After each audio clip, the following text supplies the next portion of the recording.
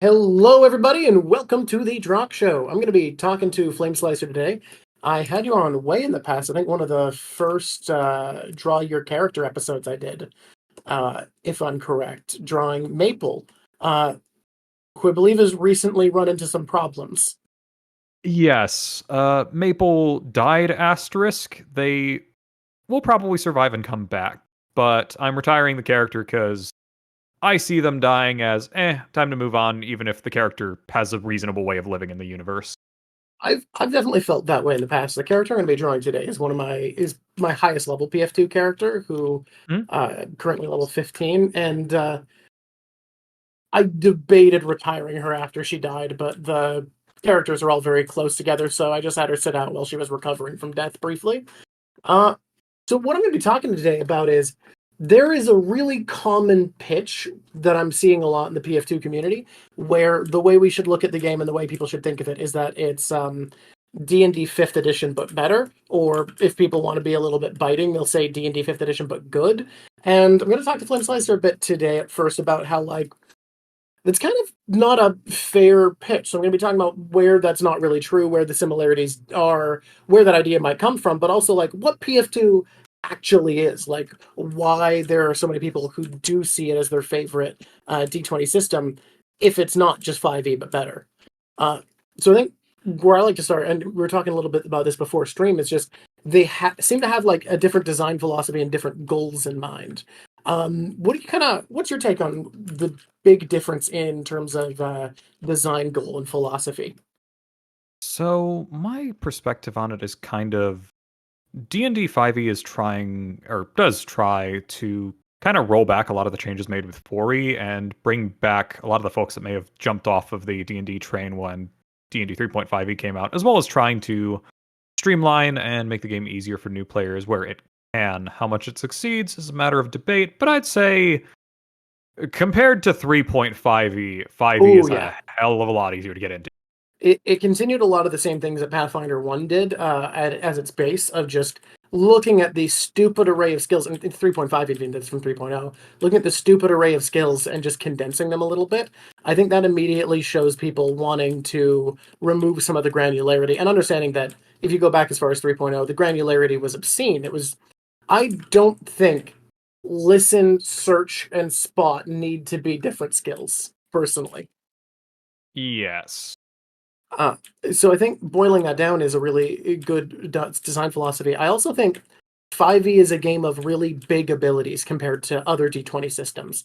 Like, I think it takes a little bit from more rules light systems in that, like, outside of spells, your class abilities I find in D&D 3.5 and Pathfinder 2 and other games of the sort don't feel quite as big. Like 5e likes everything to feel very big and impactful.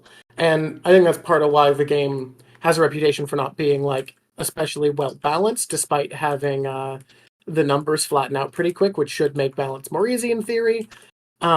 Just because it likes giving players really big abilities. Like Barbarian Rage in 5e is bigger than it is in any other system. Yeah, I mean, part of that I think comes from the idea that players should have cool stuff at level 1 and keep getting cool stuff. But Mm-hmm. counterpoint is of course that oh, well now multi-classing lets you take 90% of what a class has to offer with one level. Yeah. Or As I'm sure every long-term 5e DMer player has known, multi-classing in that game leads to some absolute shenanigans oh, it if you does. really want it to. Well, and the big issue I find with multiclassing and why I'm glad it's an optional rule in 5e is because it has a tendency to either overpower or underpower a character. Because if you really know what you're doing, you'll become broken. And if you don't, so many of the classes have anti synergies with how they work that you'll just end up making a weaker character who's missing out on things that were designed to be key features your class should have at this level without the busted combinations that make up for that. Yep, see 5e Barbarian plus basically any caster for a good anti-synergy. Other than Druid, because of a Circle of the Moon Druid Wild Shape and Barbarian synergy, yes, 100%. Yeah, that's a bit in the weeds though for a quick It's discussion. it totally is. That's fair. But that's a big thing about 5e that like because they like to give you big abilities and they like to give them within I'd say levels 1 to 3 have most of the best abilities of most classes. Yep. Outside of some Credit like level 14 abilities that get crazy. to to, for once in my life, give WotC a modicum of credit. 1 D&D does seem to be changing that by punting subclasses to level 3 instead of level 1 just across the board. I do. You'll have some like narrative that. weirdness to go with it, but it does mean that you can't just take a 1-level dip in Warlock to get some of the best cantrips in the game. Oh yeah, I do have some gripes with D&D 1, but we're talking about PF2, and what I want to go into, because we mentioned multiclassing being kind of busted, PF2 really does want to give players the out-of-the-box experience. Like, I think when you hear us disparaging the game balance issue of giving people big abilities at level 1, PF2 just does big abilities feeling cool in a different way, where the main way your abilities feel unique from another player is that your abilities will interact with the action economy and like the core rules of the game differently than other classes. And all of those action economy interactions are usually level 1. And they have basically an entirely different multi-class system that we'll get into in a bit that lets them load you up with these big, powerful, game-changing ways of interacting with the mechanics. And I think, like, as much as I do love how in 5e you get really big, meaningful abilities very quickly that feel huge, I actually prefer less powerful abilities that meaningfully change the core fundamental way I interact with the mechanics of the game. How do you feel about that? No, I'm inclined to agree. I mean, the easiest example is, say, D&D fighter versus PF2 fighter, where D&D fighter gets a subclass, and that determines a lot of how they play, whereas PF2 fighter, your unique ability is you get a +2 to hit compared to every other martial, and asterisk, aside from Gunslinger. And that's your entire special bonus. And I feel like the only reason that works as a special bonus is because, like the monk, the fighter is one of the only fully a la carte classes where there isn't a subtype you choose. You just build it with a fighting style based off of the feats you take. And so many of those impact your interaction with the action economy. Whether you're a shield fighter who's spending an action raising your shield, whether you're a 2-weapon fighter who's able to spend 2 actions to attack with your highest bonus twice at the same time, a bow fighter doing the thing that I can't remember because I haven't looked into bow fighter because I don't like ranged builds, or a hand and a half fighter where you can quickly switch between two-handing your weapon or one-handing to be able to disarm and grapple, but have the option to hit with more power with a two-handed weapon. And like, I think that makes Fighter a really cool example of the design philosophy of PF2, that the big way your class changes is how you interact with the 3-action action economy, which is super cool. Do you have any thoughts to add on what I just said there? No, and I think something that's worth noting is, for anyone that might not be as, shall I say, absolute math nerd as I am, a +1 in PF2, roughly, works out to about a 15-ish% boost in damage. So your level 1 fighter having a +2 to hit compared to everyone else, and staying that way for basically the entire game, means that fighter's quote-unquote core class feature, other than attack of opportunity, is just, I do 30 to 45% more damage than everyone other than Gunslinger, just kind of as a rule.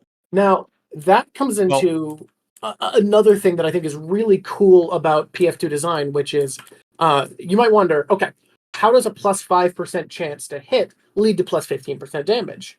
And that's just because in Pathfinder 2, if you ever get 10 above the difficulty check to do anything, including armor class, it's a critical hit, or it's a critical. So if you get 10 above AC, you deal double damage, meaning it's not a 5% increase because you got a 5% increase in your chance to hit. It's a 15% because you got a 5% increase in your chance to hit and your chance to double damage.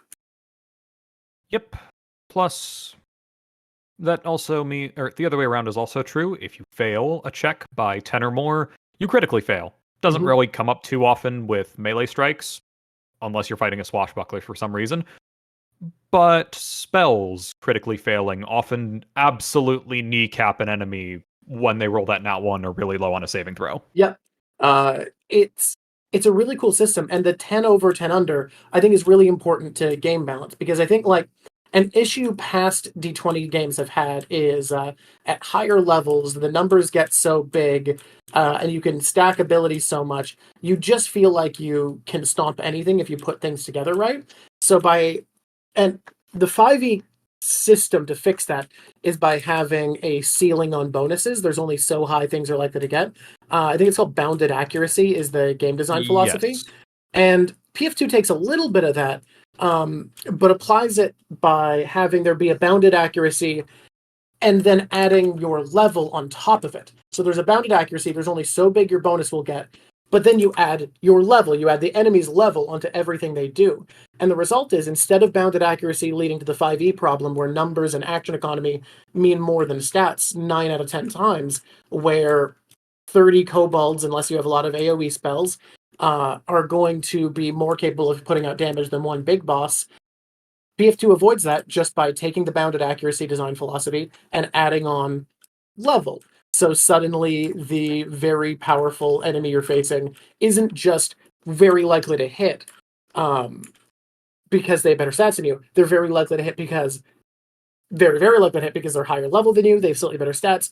And if they get 10 above AC, which is easy for boss monsters, they're critting you constantly, making a single enemy an immense threat, which I really like. I like the mix of bounded accuracy and big scaling numbers that can actually make a boss threatening. Yep. Though, that being said, it is worth noting that you can just remove the level from You can. every number. It is the proficiency without level variant presented in the current 2e Game Master's Guide. Glad that'll be an irrelevant sentence once GM Core comes out later this year. Excited about that. So am I, but that's totally unrelated Totally discussion. unrelated, I was about to say. Yeah. Not to derail too hard, but another thing is there's a relatively tight kind of power window, some exceptions, for a given level range. A level 5 creature is not generally going to be too much more powerful than any other level 5 creature. Yeah, they tend to have an acceptable range they can vary. So 5e, if you're used to... Yes, Will Cobolter mentioned. 5e, if you're used to kind of balancing as a game master in that game, you know the arcane witchcraft you need to perform to figure out what a threat is, because challenge rating is a mostly useless system, whereas the bounded accuracy is, I think, a lot more considered in Pathfinder, and the designers have an idea of what's an extremely high bonus in any one stat, what's an extremely low bonus, and they basically they encourage you when designing monsters and give you a guide to do this, but it shows the system they have internally. There's an encouragement to consider how many very high and very low stats are you giving a creature to make sure it's within the realm of how hard a monster of that level should be. Because sure, if you gave a level 5 creature the extreme to hit, the extreme damage, the extreme fortitude save, the extreme will save, it would be overpowered, but no monster that I've seen is really built that way. Yeah. There are the particular examples that are wildly over or under the power budget are things like the Lesser Death, which... That one is fucked. It shouldn't be its level at all. No, absolutely. But also, it's called a Lesser Death. You should know not to fuck with death. Yeah, I'm not going to excuse or justify that being so comically below what its power scale should be for its level, or what its level is versus how threatening it actually is. Straight up, when I add one into the game, consider it being a level higher than it is, and it still outperforms creatures of its level when you make it a level higher. Yes, because their abilities are monstrous. Mind you, fitting for the creature, but also does make them a little bit harder to include in fights. Yeah, absolutely. Okay, so there are some exceptions, but overall, it is easy to plan fights because level plus bounded accuracy, it turns out, is just a pretty good system for keeping things balanced. And if you do want that 5e feel where numbers only get so high and a very powerful person, similar to real life, can be ganked by 30 guys with daggers, you can play with the proficiency without level system. And it ends up playing a lot more at that point, like a more options flush 5e. That actually brings me to the segue, which is, I think there's a reason a lot of people do consider it better 5e, and I think that's because when there are certain types of gamers who come to 5e looking for a certain experience, and if those people are exposed to PF2 and with their values, it is just kind of going to do what they want better. And for me, the two things there are people who treat D&D like a war game are going to get a better experience in Pathfinder 2. And the people who really love coming up with mechanically rewarded character concepts and building characters and seeing a mechanical reward for either roleplay or for combining abilities. Because I think PF2 does kind of suit those gamers better. Do you have a thought on that? Yes. So I think the interesting thing with PF2, to kind of touch on that though, is while there is a lot of build expression in so many feats for days. If you like feats, you're going to be having a great time with PF2. Oh yeah. Take that sentence however you will. But you get feats at every level, skill feats, which are mostly just small little situational bonuses and just fluff, right? I don't remember a single time the Eye for Numbers skill feat has been relevant in any of my games. I think I've seen it once or But it's twice, fun but I don't flavor. remember them. Yeah. Other than like the medicine skill feats are really good. Athletics and acrobatics are really good. Athletics, acrobatics, and stealth feats are a cut above the rest. Yes. But performance is nature, baller if you dedicate hard to performance. Yeah. Not only dedicate hard though, but take battle dance or swashbuckler. Okay, but if you're saying the way to make it good is play the class or subclass, You're right. That's fair. That's fair. No, you're right. That's maybe a bit of an exception. Right. Performance can be good if you build specifically only for it. It's not in the trifecta of acrobatics, athletics, and stealth that are just kind of absolute killers, but I think it's really good that they're absolute killers because they benefit marshals more than casters. And I think it's great design for the skills that are most relevant to be best for the classes that inherently have fewer options. Yep, and also medicine, but medicine is in a strange spot. Not strange, it's kind of by design, but okay, I'll explain this real quick. Yes, in PF2, the design expectation is you start most fights at or near max HP. Mm-hmm. If you're not going to start fights at near or max HP, when designing the fight, the GM is meant to design it as if these are two parts of one big fight for the sake of using your XP budget and such. Mm-hmm. So medicine is a soft requirement for most every party, or some means of healing, be it a champion using lay on hands, a druid with nature and natural medicine, or a druid with good berry, or a bard with the healing cantrip, or a ranger with the healing focus spell, or not cantrip, focus spell. Just something that is a renewable source of healing between fights. Yes, because if you don't do that and don't have a way of consistently getting some access to healing, maybe like an alchemist who makes you a ton of elixirs of life every morning at a minimum, you're gonna have a bad time and you're gonna die real fast. You just need the party I feel like PF2 gives you so many options that there's not really many things that are required for a party to have, but someone who without resources can do out of combat healing is necessary. In combat, I don't think healing's that necessary. I think going for raw damage and trying to finish the fight before someone goes down, even though healing is more powerful than 5e, wins fights just as often. I think it's a great way to build. But you still need an out of combat healer to get you into fighting shape. Yep. And one of the interesting sort of consequences of that is HP as a resource both does and doesn't matter, if that makes sense.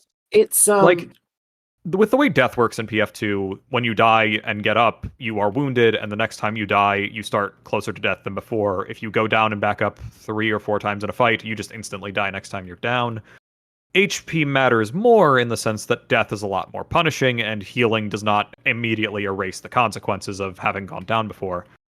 But also, healing is functionally unlimited and free for some 99% of parties. Yeah, it's only not in combat. It's only not if you need fast-paced healing. Yes. So it ends up being very potent in combat. Obviously, like, health is important in combat, but it's not one of the things that gets drained over the course of a day like it does in 5e. It's not considered to be one of the things you're losing as a resource through dungeon crawling. That's your spell slots, that's your consumables, and things like that. To be fair, though, to touch on spell slots and casters are in a moderately interesting spot in being the last kind of bastion of attrition-based game design and really losing resources over the course of a day.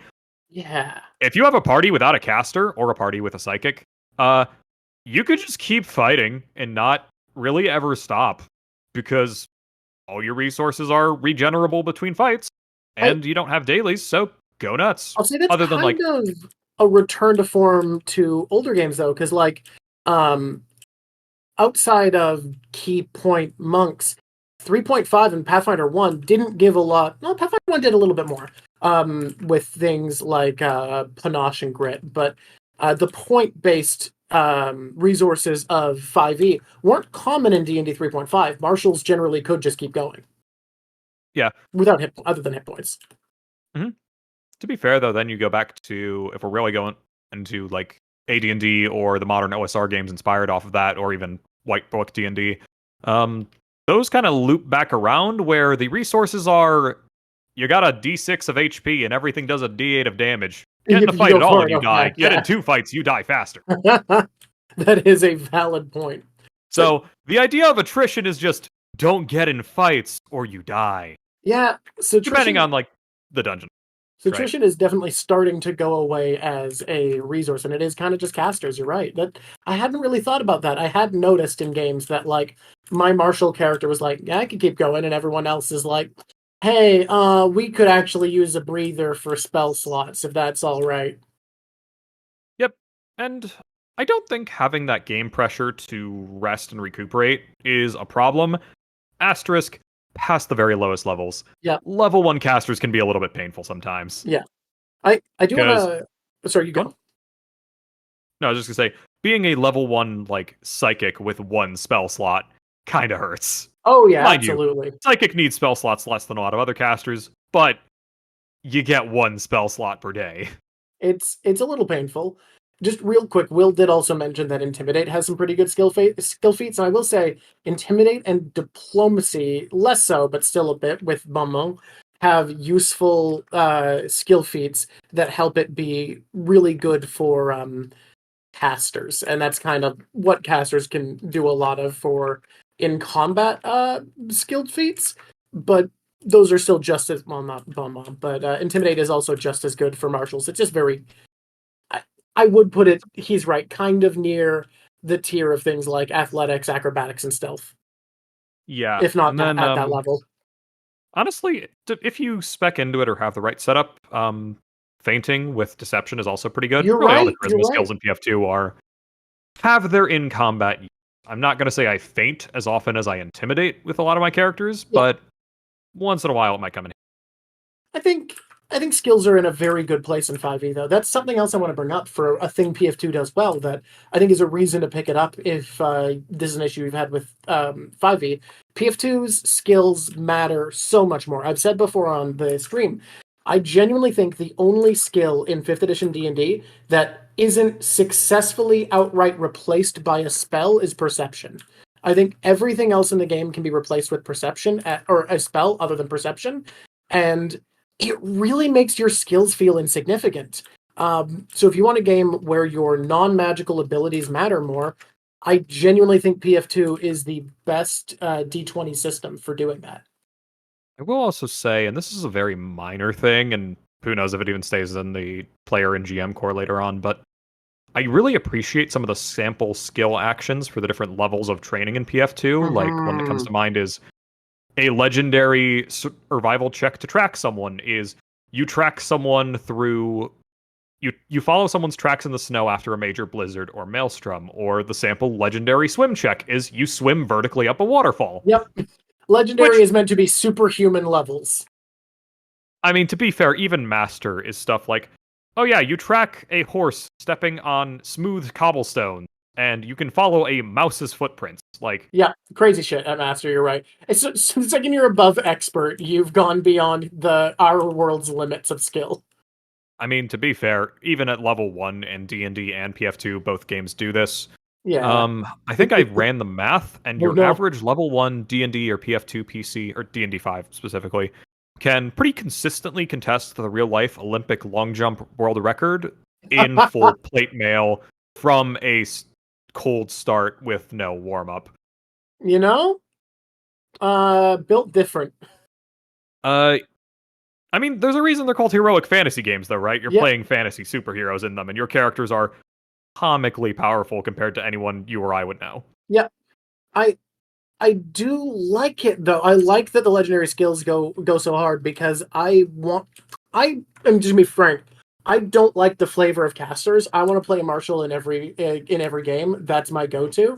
I have played casters, but they are not the thing I'm most excited about.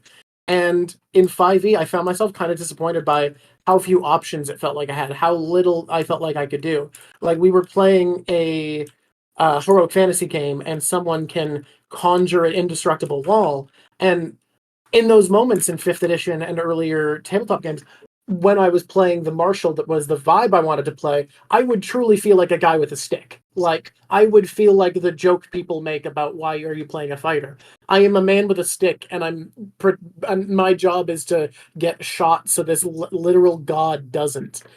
And I think PF2 does such a great job at like capturing the fantasy of the martial character. You do really cool shit. You are still awesome, but you can't like conjure spiritual entities from beyond existence, unless I guess you're playing an ancestry barbarian. Then you kind of do spirit barbarian, Yeah, but you can't.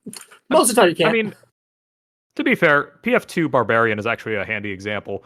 One of the level 20 PF2 Barbarian feats, you just get to make an earthquake every 10 minutes. Yeah, barbarians are truly so angry they're magic. Yes, which honestly is pretty fitting. Or like level 20 fighter, just cut space, teleport your enemy directly next to you.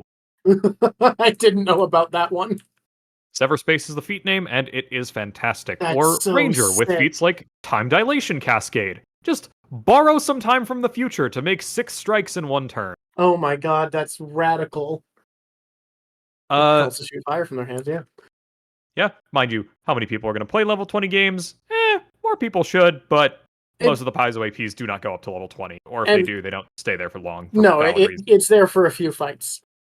Yeah, and writing narratives for the guy that can make an earthquake every 10 minutes is going to be kind of challenging, just by It's virtue of it. It's the Superman problem. it does end up getting hard. It's why Pathfinder 1, realizing people could already break the game, made an entire separate system with mythic abilities to let people go even further. So, moderate take though. I think Mythic and PF2 is just being over level 15. I kind of agree. I think giving players mythic abilities at that point feels worthwhile. Like I don't think it being a way to go past level 20 is the way I enjoy it most. Oh no, I just mean like you're level what 17 Oh, or for 15 comparing mythic tiefling gets to PF2? abilities like Yep, become a devil for a few minutes, right? I Which think so. I'm pretty sure that's a mythic thing in PF1E. I I haven't think it read it is. in a hot minute, but like I don't think PF2 really needs a strict mythic system because with No, how they structure classes and such past to those very high levels, they kind of already have a lot of that. it's it's it's a lot of that really cool shit that I think does a great job. Something I mentioned to you earlier is that the design philosophy of PF2 feels both most similar to and most different to D&D 4th edition, because 4th edition had a lot of the same things of what if we give marshals abilities, like we give them cool shit they can do. But the issue is that it also didn't have much variety because there was basically like what was it, 4 or 5 archetypes of classes, and all of the classes were a reskin of one of those options that just reflavored things as different types of magic or martial prowess. Whereas Yep. PF2 gives marshals things to do that are entirely different. So I mentioned the battle dance earlier. I'm going to use this as an example because it is a build that in any other D20 system I think needs to be magical. Like you can't do the type of shit that you want to do as a battle dancer in any other game as a marshal. But you are a character who, if you build it right, is so good at dancing, you can force people to move places by beguiling them with your movements. You can intimidate someone with dancing. You can stop someone from casting by fascinating them with a good enough dance. You can force everybody to pay attention to you, creating a diversion, making all of your allies obscured and able to hide as though they were concealed. And all of that type of shit is completely, it's not as powerful as spells, but it's completely repeatable without spell slots because it's just bringing skill and prowess to such an extreme. And that being an option feels really fucking awesome. Yep. I come from a moderately different perspective in no small part just because how do I put this? I am a Gish main at heart. All 3 of the Fair. Pathfinder 2 player characters I have made and actually used in a game have been Gishes. Summoner first, then a Magus, now Barbarians plus Blood Rager. Get into that mess later. We will. Not mess. It's fun. But um, I think the interesting thing PF2 does with their Gishes in particular is just how much they really toe both lines, as opposed to, say, playing a Blade Singer in D&D 5, where magic is probably going to be better than going in to punch someone or hit Yeah, them with a sword the Blade 80 to Singers, 90% of the the time. Blade Singer's And Blade Singer is real, comically broken. their real asset is armor class. They're just a wizard with armor class. Yeah. Um, But but the Gishes in oh, PF2 feel like Gishes. Like the Summoner feels like that you can get right in the mix. Even things like people shit on the War Cleric. I know it's not as good as Cloistered, but it gives you enough that you can get into the fray, be dishing out hits if you put some buffs on yourself first, and usually at most levels, if you put buffs on, you're either equal to or only one to hit below an average martial, while also being a full caster. yep. Or I think people also just sleep on the fact that like you get armor as a war priest, and that does a lot for your It survivability compared to does being a cloistered cleric. Mind 100%. you, cloistered cleric can get armor proficiency. It's not Mhm. that difficult to do, but war priest doesn't need to give up some of the feats for it, and cleric actually has some pretty okay class feats compared to some of the other casters. It does. I love the War Cleric. I think people shit on it way too much for how versatile it can be, but I think there's also an expectation I find in the fan base that I've struggled with of like there's a lot of people seeing it as needing to fill a role, and I think it kind of misses out on how great versatile builds are that flip between what they can do and are adaptable are in PF2, because a lot of the enemy designs are really specific and do very specific things that an unadaptable character built only to have the biggest to hit really fucking struggles against. So I've had a lot of fun building. I mean, look, I've gone the other way. I say I like marshals, but I also do like options. So both of my high level characters are my two high level characters are rangers with a spellcaster dedication, one cleric, one wizard. And I love the adaptability it gives me, and I also love the adaptability ranger gives you of just being immune to so much bullshit. Oh yeah. Hope you're having a good time, and if you are, please subscribe. It is so important. And if you want to be on the show, have some free art drawn, talk about your character, please go to the description below, click the Discord invite link. I would love to talk to you, but you gotta be there if I'm gonna see you. Anyways, back to the show. But having options in a flexible build is really fun in BF2 because there's a lot of enemies with really weird combat styles that if you don't have options, you'll just feel pretty Mhm. useless against. Um. Oh yeah, that's another difference between PF2 and 5e. PF2 Ranger is good. I've done an entire stream about why the PF2 Ranger is my favorite class in any D20 game. It's Someone should not be mine, going but I can upstairs. respect it because it is very. It's It does what it says in the tin. It does it well, and it does things other classes cannot do. and just in case people haven't seen that, I will quickly go into that and say like it highlights why the design of marshals to me is the best it's ever been because it gets the ranger flavor down without needing to resort to giving them spellcasting because spellcasting was never part of the dream of the ranger. Like ranger is inspired by Legolas and Aragorn who went by ranger. uh it's a class that is meant to be the survivalist and the focused predator. And the only way people have been able to kind of get at that in the past is by showing a connection to nature through druid-like spellcasting. But that's not really part of the core fantasy. It's not a necessary part. And by making marshals so interesting in how they interact with the rules, the PF2 Ranger manages to have more of that flavor and be more functional and not have spellcasting stapled to it. Mhm. I really like it. Like you have the option for focus spells, but they're entirely optional. It's I Yep. I could not like BF2 Rangers more. Yep. Personally, I think Ranger's in this weird spot where I like the concept of it and I like what it brings to the table, but I have no interest in the class itself because Very valid. to dunk on people who play Flurry Ranger, I understand wanting to hit multiple times a turn. I understand that's a thing a lot of people ask for when they first see the multiple attack penalty exists in PF2, but like, Yep. I don't know, man. You I are find the idea of I want to do nothing with my turn with all this action economy other than I hit. hit guy in face I to be a feel bit repetitive. I feel the exact same way, which is why the character I'm drawing right now is a precision ranger. who went into fighter to get the biggest one attack I could, and the one I drew last time was a outwit ranger, because people absolutely sleep on the out of combat power of constant +1s on so many fucking skill checks just by focusing really hard at some dude. Yep. Like, is it the worst in combat? 100%. Is it the only one who has extra benefits outside of combat? Yes. Hmm. And it's something I really like. I love everything about the aesthetic of the Outwit Ranger, even if it fights the worst. I mean, it's still a competent fighter, though, because that's Yeah. another thing. 90% of your PF2 PC power is just in the class you take. Yeah. You don't need your archetypes for power. You don't need your specializations. Yeah. Not to say there aren't options that will not lead to you dealing more damage than if you don't take them. Totally. Like, a fighter that specs into Double Slice is probably going to do more damage than the fighter that specs into, like, Snagging Strike, but they're both going to be good fighters that crit like gods and do it very often. It's something that I really like, is that it's why I also find it ridiculous how much of the fan base is dedicated to cranking out the best math possible.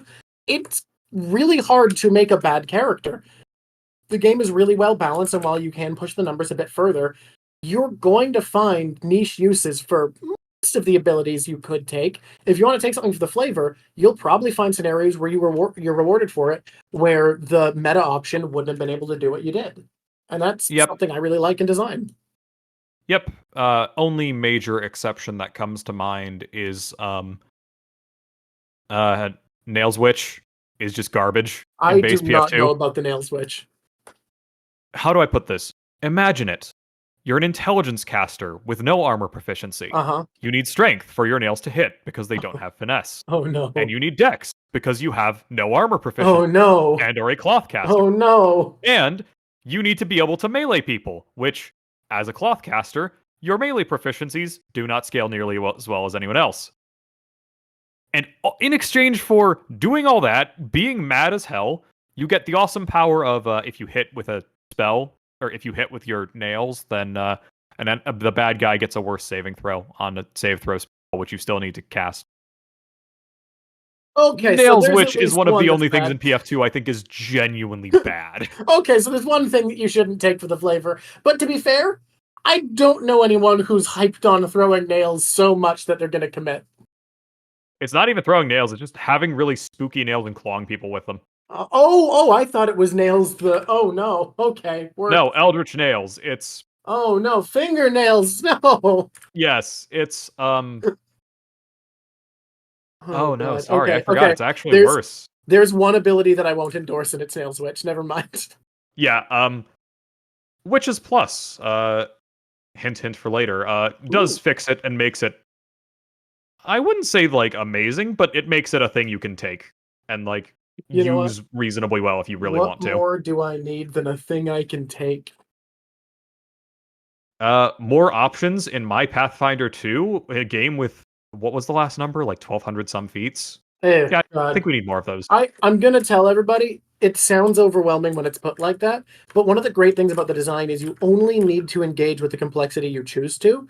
You can ignore a lot and just focus on your build and have a great time, and say, I'm going to play a barbarian. I'm going to only look into the feats for athletics and acrobatics because that's what I'm taking. I'm going to look into what my feats do, and I'm going to use whatever weapon runes we happen to find. And you won't be performing that much worse than someone who's put a lot of time into the game, especially if you listen to their advice in combat, because in my opinion, the tactical decisions you make in combat are more meaningful than your build decisions, which as far as like how good you are, not as far as what you do. And I really like that as a design. And that leads me to another thing. A lot of people play 5e because they want to have fun with their friends and they want to just have an adventure, be pretty rules light, be generous with the rules. And I think that is one of the reasons I think it's wrong to just say that PF2 is 5e but better. Because for those players, I don't think PF2 is necessarily a better game, because it does ask that you engage tactically in combat, because the combat's much the fuck harder. I'd also go a step further, though, and say that for the kind of person that just wants to show up to a table, not put too much out of game investment, and just roll dice and have fun with friends, 5e is also not a good game. Yeah. PF2 is also not a good game. Yeah. Lancer is not a good game. I like these games. I would not recommend them for that kind of player. I think my take on 5e is generally that it is currently the best game to introduce someone to who wants to get into tabletop RPGs but doesn't know what type they like yet. But I don't know. I think the type of player it's best for is pretty narrow. I think it's absolutely best for the player who wants a levels of rules engagement, wants a level of tactical combat, but wants big, flashy, powerful abilities, wants a system that focuses on fun die rolls, and I think advantage is keep game design when it comes to fun die rolls, like advantage and disadvantage add such a fun feeling compared to a +2 or -2, even if the math makes combat less engaging. See, I would agree, but I have long since been corrupted on exploding die, and you will never convince me there's any better tabletop games mechanic than exploding die. Exploding die is also very, very fun for fun, engaging game mechanics. I do agree. Having started playing the Warhammer 40k tabletop RPGs, Righteous Fury is a good feeling. Yes. For context, exploding dice, for anyone that might not know, is you roll a dice, you get the max number, you roll it again, add the 2 up. What if you roll the max number again? You just keep going until you stop rolling the max. What if my bolt pistol that's normally meant to do 16 damage just did 40 because I kept rolling 10s? Yeah, I had a Savage Worlds session one-shot once where one of the highlights was a player rolled to cast some damage-dealing spell to deal with some evil bison. They were in a Wild West thing, whatever. Okay. Her spellcasting skill is normally a D6, and in Savage Worlds, the normal DC, quote unquote, for anything is just roll above a 4. And the more the more multiples where you roll above that, the better and better it gets. Her dice exploded 6 times, and her total was a 46 on the roll. Oh, I love that. Blow up the bison.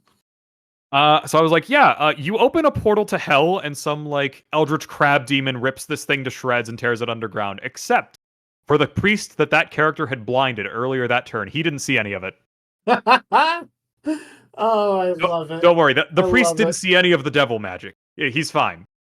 But that does lead to the player base I think 5e is best for is narrow, and I think loving it is great. And I think that actually makes me realize what the best asset it has is. It's in such a middle ground of design that it is a good game for a lot of different types of gamers to play together. So my thing with that is I feel there are even better games for that, though. Okay. Savage Worlds is my preferred, I haven't played Savage Worlds yet, so I can't speak up. I do want to try it, though. It's very fun. You can make it very rules light, and there's a free little demo module, but the thing with Savage Worlds is it's meant to be setting agnostic, and by design, you're supposed to hack it to make it fit whatever you want. And it has, I would like more tools, but a good amount of advice, guidance, so on, for how to take this core set of stuff and make it fit whatever you want to do. And then tons and tons and tons of splat books. If you want to have a game take up an entire shelf, Savage Worlds is a good game to do that. Nice. But the core of it is a setting agnostic system. You can use Savage Worlds Adventure Edition, Suede, for fantasy, mystery. I don't think it's the best mystery game, but it does it. Sci-fi, superheroes, whatever. The quote-unquote default is Deadlands, which is kind of a Weird West setting and very much its own thing. But you could just kind of do whatever with it. And it's got your 5e style initiative, combat, but then it does stuff like, enemies are either short distance, medium distance, long distance. You can track exact feet if you want, but you don't really need to care. And your action economy is however many you want to take, though the more actions you take, the bigger the penalty on all of your attempts or on all of your stuff is. Okay, I like that. So having not given it a try, I do find that really interesting as a system, and I do want to. With what I know about games, it's my recommendation for starting out, and it's my recommendation. 5e is my recommendation for players coming together. But I am totally open to the idea that Savage Lands, if I gave it a try, might be better for that. But this is my opinion, mind you. If I think if I had to pick one game for someone to play a one shot of who's never touched a D20 in their life or any die other than a D6, I might do one of the Forged in the Darks games, like Blades in the Dark, Scum and Villainy, Band of Blades. Do seem very fun. That's other ones that because they don't involve the GM rolling any dice, I've actually been thinking about running on stream. No, they're super fast, super punchy. The games flow really quick, and the basic rules are very simple. I like Scum and Villainy because it has a very generic, like, not Star Wars setting that is instantly everyone understands it, as opposed to Blades having more of a specific thing. But It does seem to have a lot more going on for its setting. yeah, they're also basically the same mechanically. So pick Okay. which flavor of pop you like, essentially. Well, I do want to get into now, though, the type of Yeah. players that I think PF2 is best for. Because I think there are people who it would be their favorite RPG, such as myself. I find myself tempted every once in a while by the dark mistress of Warhammer Fantasy Roleplay, but then I remember that high-level combat in that game kind of falls apart, and the magic, because it's meant to be flavorful, is absolutely busted to shit. Like, the version of Warhammer Fantasy Roleplay I like to play is homeruled to oblivion. Yeah. And I don't think there's anything wrong with that, so long No. as you just acknowledge it, though. Yeah. Like, sorry, little side tangent. That is a thing with 5e that I've heard mentioned a few places is Absolutely. This is a common like, defense, I feel like, is how it's used. yeah, like, you can absolutely hack house rule change, mess with your games however you want, and to be fair, you're free to do that. Don't let this random idiot on the internet with a Firefox profile picture tell you what to do with your games if you're having fun. But also, I don't think that's a credit to the system if the individual table is making the game fun, like, or making it more fun for them is how I might word that. I've been running a 5e game for newcomers, and it has been going much better than past 5e games I've had, because I've brought in rules from other systems, and I've brought in house rules that people have come up with, and like, I don't feel like it's a credit to 5th edition that it is improved by Homebrew. What is a credit to 5th edition, because this is part of any game, is that it has such a large fan base that there's more high quality homebrew content than there is for other games. Like, because a lot of people have put good time into it. No, go look on Kickstarter for 5 seconds, and even given the recent events that would make me question why someone would choose to continue publishing for Dungeons & Dragons 5th edition, you are free to look up Wizards of the Coast's recent history in this year if you'd like to learn more on that. That's an entire separate stream if you want to talk about it. But there's still a ton of homebrew, and some of it looks really good. And heck, I'll sometimes buy some of it and just be like, yeah, I'll port this to PF2. There's a lot of great stuff coming out of the community, and that is an asset because the fan base is part of the game. I was talking earlier about my love of Warhammer Fantasy Roleplay, and I'll be honest, part of why I like PF2 better is because it has more fan support, so it has things like Archives of Nethys that make looking up rules really easy, whereas the Warhammer Fantasy Roleplay does not have that. They do not have an Archives of Nethys equivalent, and it shows in how long it takes me to find rulings. Yep.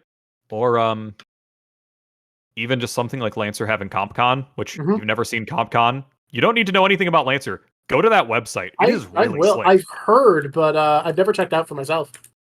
You don't need to know anything about Lancer to look at CompCon and see, oh, that's really good.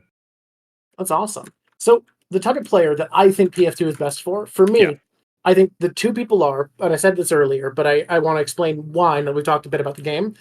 People who like their tabletop RPG to have more of a war game element to it.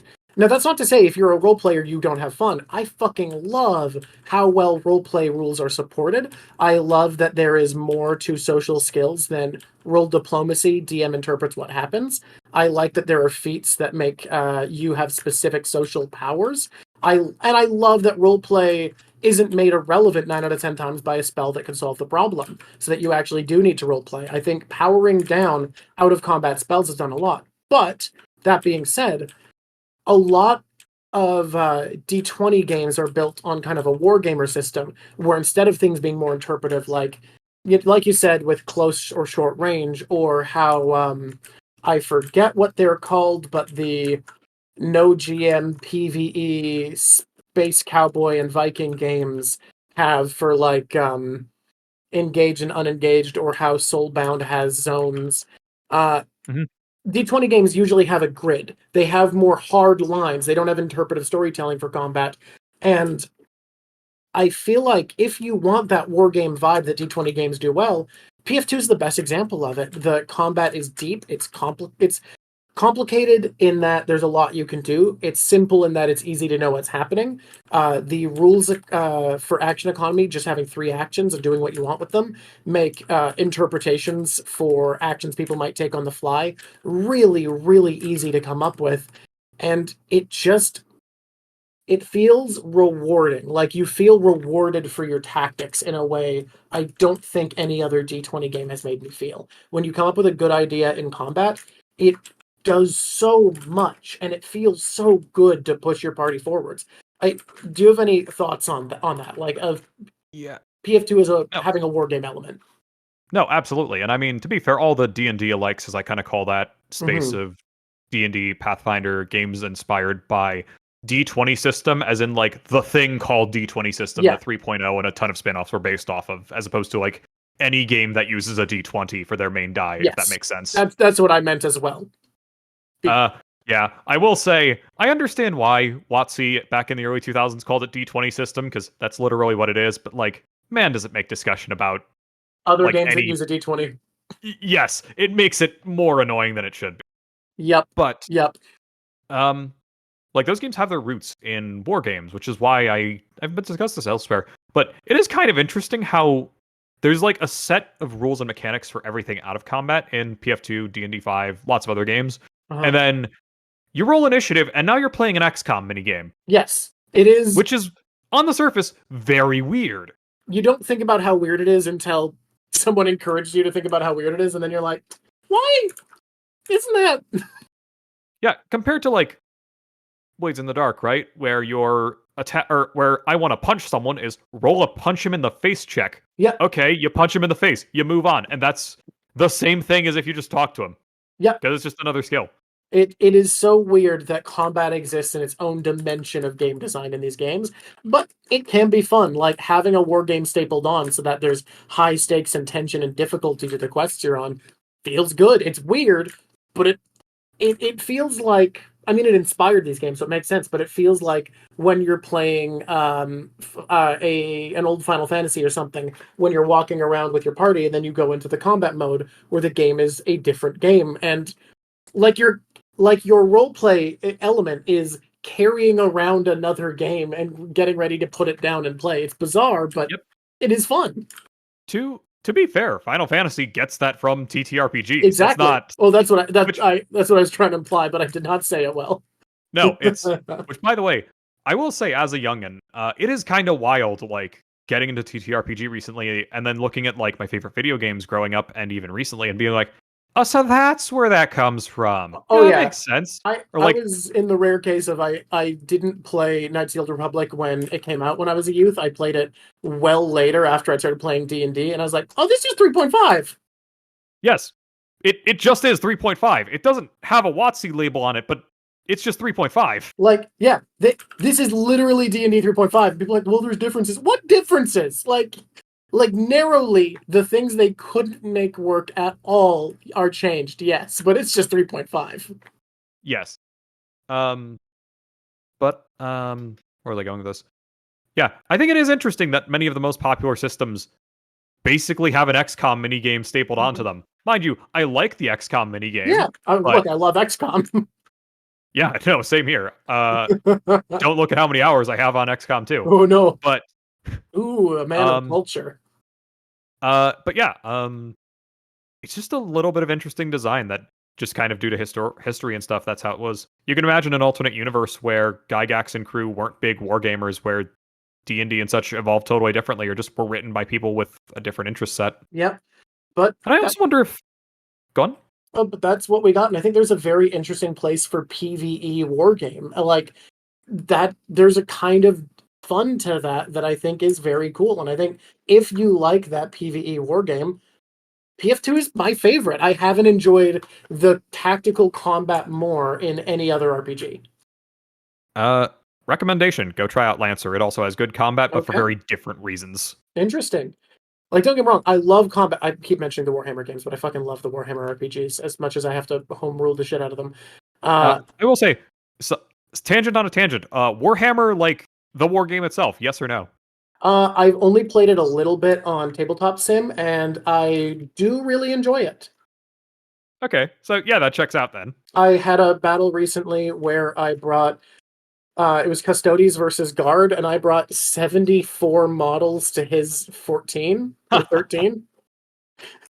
Nice. Could have brought more, but I wanted a Lehman Russ. Nice. But anyway, back I to your didn't win, but point. it was close. Okay, so I think that's easy enough to say, but the big type of player I think would enjoy it more. We all have this friend who spends hours and hours thinking up character designs and drafting them. I have yet to see a system that feels more rewarding to build characters in than PF2. The way there are mechanic rewards in and out of combat for things that seem like personality traits and could go back towards supporting roleplay is fucking incredible.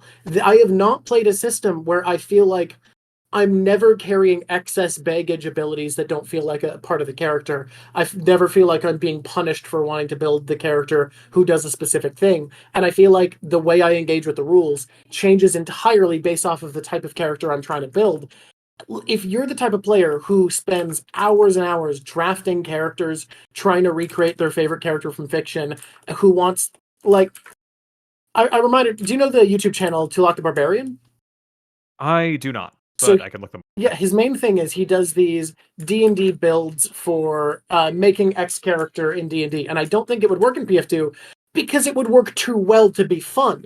Because like as a YouTube channel, because there's something fun about, look, we had to do it this way, we had to go about this way, but maybe it would be fun as a YouTube channel actually, because you can just make anything work, and explaining how it does and how you're not carrying accessibilities. Is I think about the fact that Tulak has so many characters that to get an ability they needed to have, he needed to take Druid for Wild Shape, and now you have someone who doesn't normally have magic casting spells, and you have a character who normally wouldn't turn into an animal, but it's okay, they're turning into an animal that just looks like the weird alien thing they are, so they can have the right ability. And I find when I want to build specific characters in PF2, I'm never carrying around those abilities that don't fit them, because it really mechanically rewards you with specific ways of interacting with the game.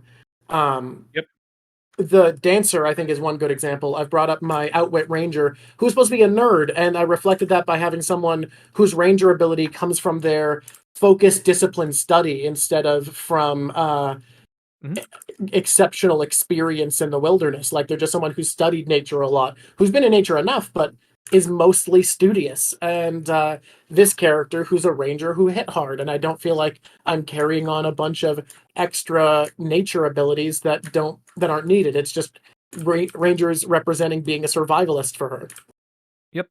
I will also say another direction for people that might be interested in PF2 is the kind of person who plays D&D 5 for a while and then says, I want this but more, right? I want more rules, more options, 100%. more feats, yada yada. If you're the type of person to play D&D 5 and say, you know what, I actually don't want all this, I want something simpler, I'm going to handwave these rules or ignore them or prioritize rule of cool, 100% valid, by the way. Nothing Yes, wrong with that that. is a great way to interact with tabletop RPGs. And the idea that it isn't valid is weird and elitist. And the fact that I've seen people pitch that is insane. No, hard agree. But for those folks, I think a rules like game like Dungeon World is relatively close, even if I'm not super into that one specifically. Mm-hmm.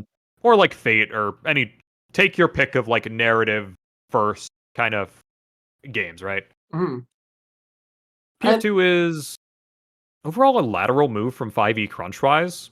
it's Crunch in the not. sense of like your numbers are not going to be harder, combat is not going to be that much more to track. It's There's just going to just be more. there. It is. It's expanded. It's like it kind of is like if you want more options. If the big thing for me is I don't want to play 5e anymore, or at least not as often at all, because I've seen every single thing. I feel like there are certain classes like Ranger where, because it was so underpowered at first, the new subclasses are very, very big and entirely change how you play the game because they had to make Ranger powerful. Like the way they're doing it isn't by the Unearthed Arcana they tried where they buff Ranger. It's by having actually really good, powerful things like the Gloomstalker and the Stormkeeper, uh, and those do change it. But for the most part, the core abilities of every class stay the same no matter what. So you see the same abilities over and over and over and over and over again, and I got so bored of it. And PF2, because they have the new multi-class system, they still load, and the way they load you up with unique features is by changing your interaction with the action economy. I have seen so many level 1 rangers specifically, because I've played 2 of them and I've DM'd 2 of them, and all of them have been entirely different in how they operate. And I think like that shows the benefit of versatility, that I'm not going to get bored of it because there's so much being offered for versatility. Yep. Or that goes for almost any class, with the asterisk of before they nerfed it, Flick Mace Fighter human adopted by gnomes, Flick Mace Fighter. Yeah, no, that one you will see a lot because it was too much. There's a reason that it's one of the only things that's been actually nerfed as a gameplay style. Yes, and Sixth Pillar. Oh god, that was hilariously broken. Oh man. If you don't, do you don't remember know old that Sixth one. Pillar? No, I'm not familiar. So, imagine, I think. Imagine, it's an archetype that it gives you proficiency in unarmed strikes equal to your proficiency with spellcasting. Okay, I'm seeing So powerful. Play a wizard at level 10 plus. Uh-huh. Oh, normally you're not. Okay, well, you have master spellcast. Now you get master unarmed strikes. Legendary in spellcasting. Now you used to be legendary in unarmed strikes. Yeah. Yeah, that's pretty. And vice versa. So yeah, that kind of breaks one of the core rules of PF2, which is, Gishes aside, marshals are not allowed to get past master spellcasting, and spellcasters are not typically allowed to get past expert in melee strikes. Which I do like. Yes. Magus and Summoner are the 2 classes that get to break that, but that's because they're both kind of the designated hybrid classes, and they're built for it in a way that nobody else is. Summoner in a very weird way, though, to be fair, given Summoner is very much just, we duct taped a caster to a marshal, and now you play both of them. We taped your gnome to a badger, and now you're 2. Yes, and you share HP and action economy. Have fun. Which, kind of baller. Oh, no, I love my Summoner for like the 20-some sessions I got to play him. So, something fun about this, if anyone's played Age of Ashes, is my character stole her scarf from Embermaid because hers was tattered from being lit on fire all the time. And look, you can say a lot of things about Embermaid, but Lady had drip. Yeah. To be fair, a lot of the Pathfinder antagonists have a lot of drip. Look, and that's why you kill them, to take the drip.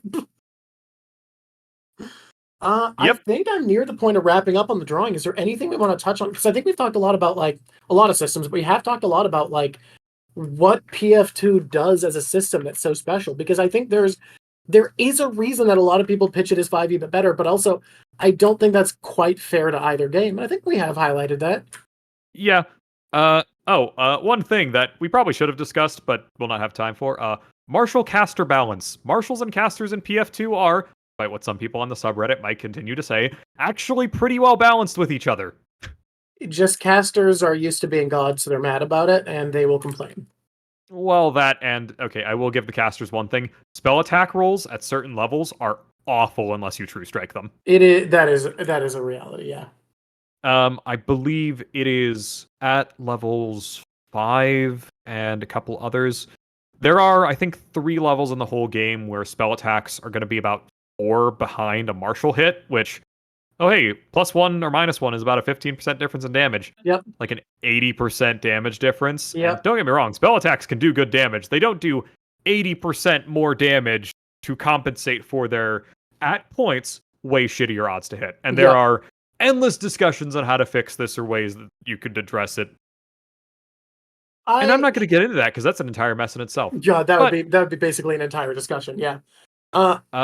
Saving throw spells are good though. They are. I do want to ask you quickly, because I think the big thing for me, the big type of player I want to pitch PF2 for is the people who love coming up with character concepts. I think, like, as much as the war game element is fun, having mechanical rewards for the character you want to build is just really enjoyable, and I think that's what the players who love coming up with character concepts really are getting out of it, is the idea of like, either your character concepts are there because you like a character, in which case mechanical rewards are cool because you see the character reflected in how you play the game, or you like pushing the boundaries of something and making rules interact.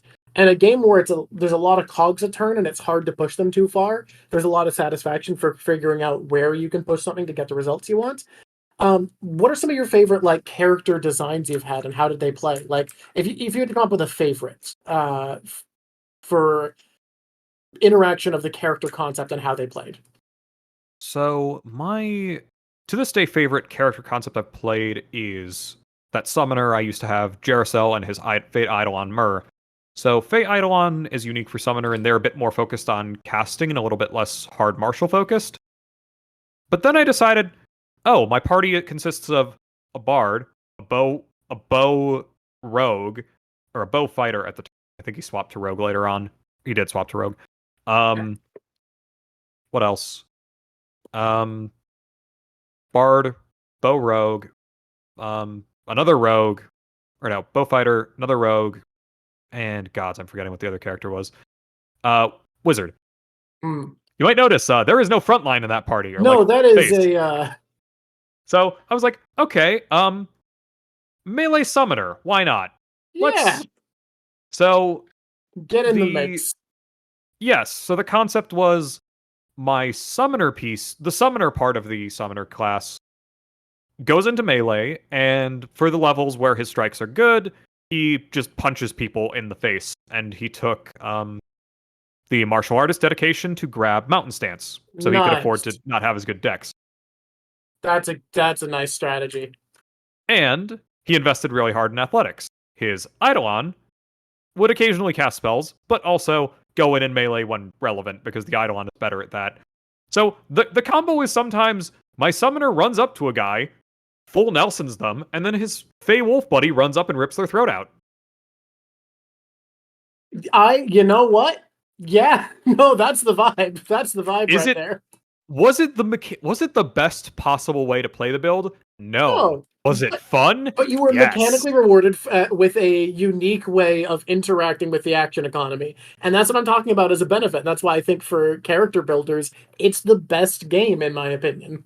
Like, if that's really what you want to do, it supports it so well. That's great. I love that. Though, that said, and I think I would want to note, character complexity in Pathfinder 2 is not rewarded with more power. No. Alchemist is probably the most complicated class in the game. The power ceiling for Alchemist is you do the same as anyone else in the game.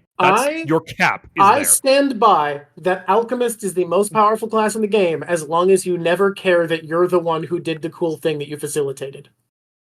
Yes, but the thing with Alchemist is that they are the best of both. Or they're kind of a middle ground between spontaneous and prepared casters. Yes. And also marshals. Yes. And also you have 1,200 alchemical items you get to pick from every level. Have fun. They are more rewarded for game mastery than any other class. They are more punishing for not investing time than any other class. I don't recommend them at all to new players for that reason. And if you push them to the limit, you'll be as good as a normal character, unless what you focus on is just letting everyone else be their best, in which case, amazing. The ability to offload your action economy onto other players. There's so many things that are very powerful about the Alchemist, but you just need to accept that you don't get glory at all. You are not going to be the glory. You brought the Gatorade, and it is helping. Yes, but Alchemist is not always. Sometimes they get to pop off. Alchemist is not going to do as consistently good numbers or anything else as anyone else. No, they are going to make other people do more numbers. Yes.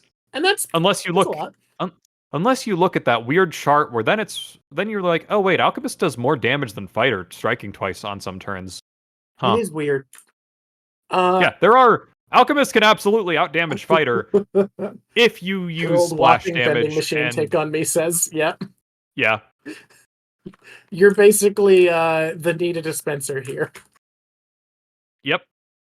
But I don't know. I had fun with Alchemist when I tried it for a short while. I wanted to talk briefly about my favorite mechanical reward, which is exactly what you talked about. Like, knowing the game really well, pushing the limits, doesn't reward you with power, it rewards you with unique, cool shit. And that was embodied to me with Captain Andoran. Captain Andoran is a build I made that didn't deal a lot of damage and just threw a shield. And I mentioned it last time we talked, and it's still my favorite because having multiple shield blocks per turn, a shield block that is a retributive strike, and an extra retributive strike per turn, my turn basically happened on everyone else's turns. I was dealing, between all the attacks I was getting in, fairly decent damage, constantly disarming people. And when you're in a hallway, your party's taken basically no damage but with all the prevention you've been doing, and you keep disarming people, loosening their grip, actually throwing their weapons down, pushing them around, toppling them prone. And then if they finally deal enough damage to your shield, you crack a talisman, put it back to full health. I was just like, how far can I push Captain America vibes? Entirely. There is no more I could do this all day than people have been attacking you for like 9 rounds straight and your party's barely bruised. Yep. It's so fucking fun. And then a boss fight happens, and the build is bad because shield block reduces each attack by a certain amount of damage. So when you're fighting someone who deals a lot of damage with just one hit, it is a bad build. It is only good against a bunch of smaller people, but in that moment, so fucking fun. Yep. And I mean, to be fair, I think it's totally valid for builds to have, or for character ideas to have some places where they shine and some places that don't. Yeah. But that said, you can also just play PF2 by just, like, grabbing the feats that seem cool. Absolutely. And just not worrying about, like, super complex builds if you want. Like, I have a player who doesn't like free archetype because he's like, I have to pick so much more stuff. He just doesn't. Even if I run free archetype games, he sometimes just doesn't take one. If I were that player, I would take Acrobat every time, because then like you don't need to look at it and it's just upgrading one of your skills for free. Yes. Just take Acrobat, always be good at acrobatics, don't think about it. Or just like take a spellcasting archetype and get some cantrips. Yeah. No one is ever going to complain about having detect magic on them. It's just good. Yes. What? You don't need to invest in it. You don't need to put a ton of feats. Just grab like detect magic, shield, maybe message once in a while, and congrats. Yeah. Competent side bonus caster. I think that's all I feel like I need to say for this bit of the combo before we talk about the third-party content. Any message you want to wrap this one up on, because this will be its own video. Interesting one. There are lots of things to talk about because we've touched on a lot of topics. I'd say, okay, I'll be a bit generic and fulfill my once per week obligation to show the beginner's box. If any of this gets anyone interested in Pathfinder 2, go play the beginner's box. Just do it. As a GM or player, buy the physical box if you're running in person, because it's fantastic and, in my opinion, the best way to play it. But like, you can totally get a PDF copy, or the Foundry module is also great, and run it that way. Good way to try the system, typically a 2-shot. Sometimes I've had a group run a little slow and it takes 3 sessions or 2 longer ones. But yeah, good time, good way to try the system and see if you like it or not. Barring that, there is the Fistful of Flowers, free adventure from Paizo, and the, Little Trouble in Big Absalom as another free little one-shot from Paizo with pre-gen characters. That's a fun way to try the system without needing to invest in it. Nice. All right. Well then, audience on YouTube, please subscribe, please like, please comment. What's your favorite build you've done? I want to know how far people have pushed this wacky-ass game, because I love the builds in it. And after you do that, join the Discord. Please, if you want me to draw one of your characters, join, go in the Picture Character chat room. That's where I get all the guests for interviews, and that's where I met Flameslicer. And you know, I have him here to talk about all this stuff. So, please do that. Please join. Tell me about your character. And until next time, it's been lovely talking to you.